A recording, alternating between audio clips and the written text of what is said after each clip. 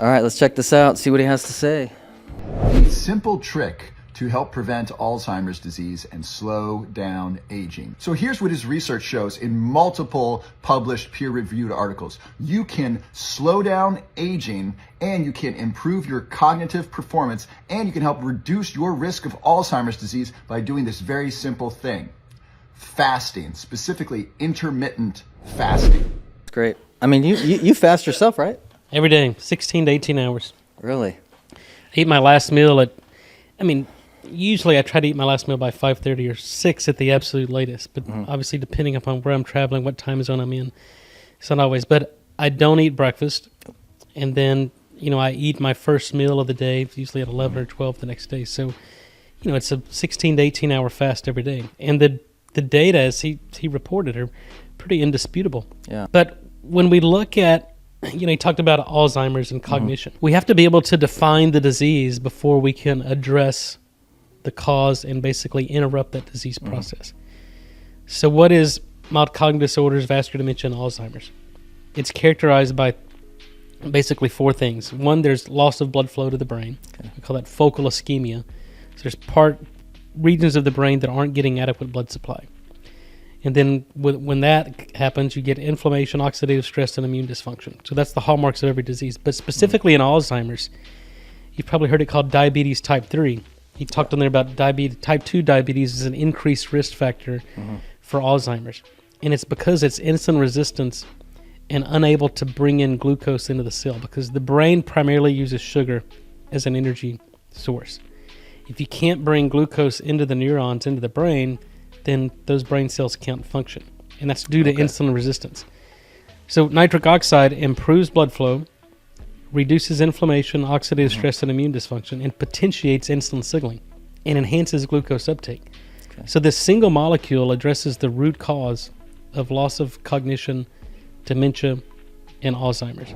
For example, Dr. Mattson published an article in the New England Journal of Medicine, one of the top scientific journals in the world, talking about the benefits of intermittent fasting on aging.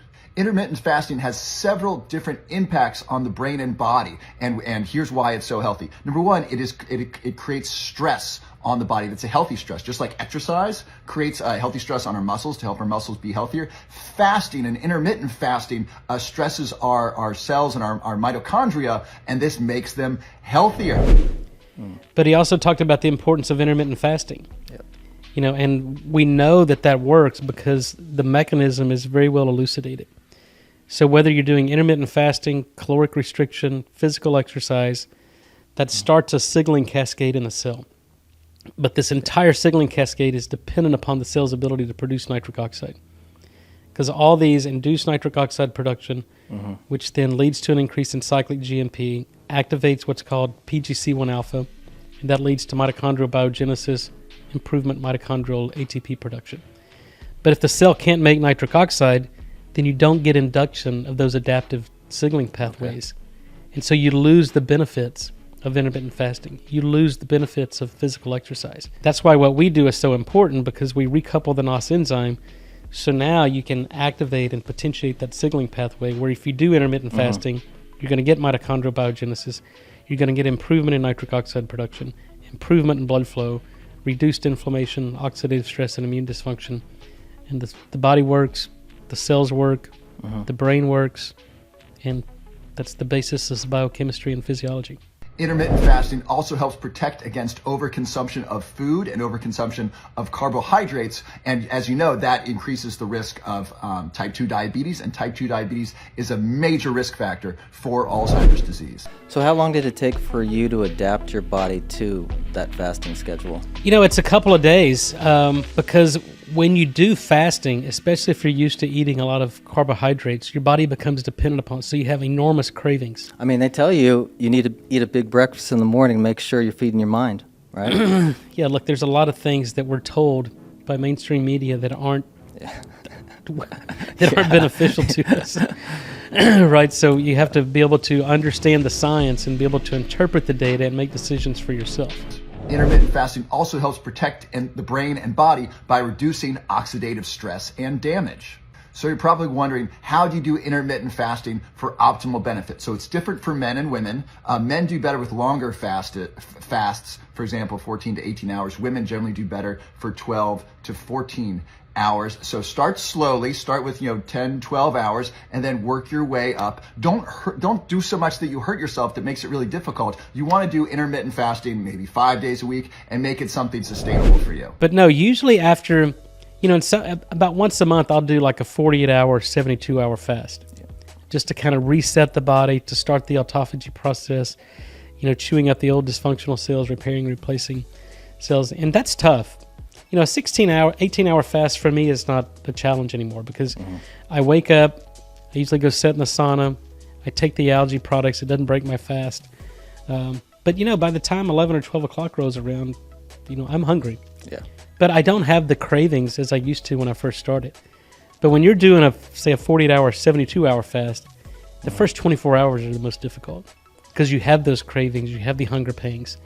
Okay. But if you can just persist and last for 48 hours, then there's really no difference for me in terms of the desires and the hunger pangs from doing a 72-hour fast versus a 48-hour fast. It becomes easier the longer you go. But I think that's the most important thing of people, kind of weaning off sugar toxicity. The first 24 hours are hell. They're brutal. Yeah. I mean, you feel like you've got to feed, you've got to fuel. But if you just give it 24 hours, those pangs go away and the cravings go away, and you can actually wean yourself off this poison sugar. I mean, it's a toxin. So how relatable is this to the, I think it's ketosis state? Ketosis. So the body goes into certain energy producing mechanisms. So the primary source is, for most cell types, is sugar. Okay. Bring in glucose, put it through the Krebs cycle, you generate ATP. But in a state of ketosis, you basically run out of energy. Yep. So now you start breaking down fat.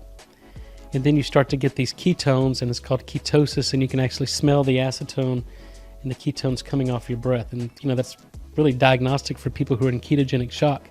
If you find somebody that's passed out unconscious and you smell the ketones or acetones, they're in ketogenic shock. So then you just basically give them sugar or something and wake up. But a steady state of ketosis is very important, because it turns on these adaptive mechanisms. So the basis of a ketogenic diet, getting into ketosis, you basically start breaking down fat, burning fat. You want to prevent protein degradation and muscle loss. But ketosis is a very well described, well elucidated mechanism, and it's very health promoting.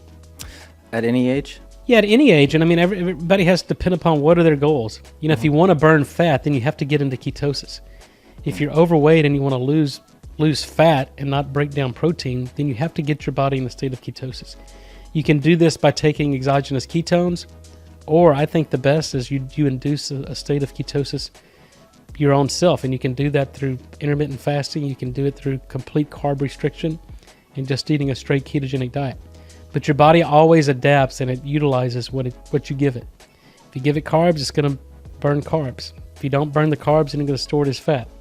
If you don't have any carbs and you're in ketosis, it starts breaking down fat. And I think most people can afford to lose a few pounds of fat. Yeah, definitely in America. Yeah, All for right. sure. Well, if you like what you heard, make sure to hit that like button and subscribe for future episodes. And let us know in the comments if you have any topics or individuals you follow and want us to give some feedback on. Take care and have a good one. Thank you.